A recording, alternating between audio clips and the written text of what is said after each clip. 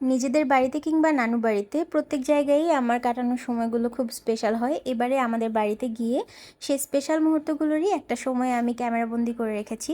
গাছ থেকে ফল পাড়তে আমার সবসময় ভাল লাগে, আর আমাদের বাড়িতে চালতা গাছের চালতা সবসময় আমিই বেশি পারি মনে হয়।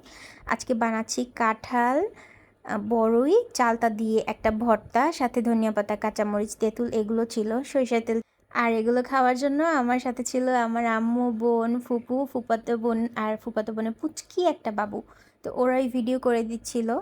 আসলে যে কোনো খাবারই সবাই মিলে খেলে মজা কয়েক গুণ বেড়ে যায়, আর এখানে ভর্তা হলে তো কোনো কথাই নেই। আমরা এই ভর্তাটা অনেক মজা করে খেয়েছিলাম। কি বলবো, আর এসব জিনিস যখন দেখি তখনই খাইতে ইচ্ছা করে। এখন ভয়েস ওভার দিতে গিয়ে আমার আবার এটা খাওয়ার জন্য খুব লোভ হইতেছে। আর এই সুন্দর সুন্দর বড়ইগুলো গ্রাম থেকে, নানুবাড়ির থেকে আর কি, একটা ভাইয়া পাঠাচ্ছিল। অনেক মজা খাইতে, মানে যেই টক বড়ইটার ক্রেভিং আমাদের ন্যাচারালি হয়ে থাকে ওই টক বড়ইটাই।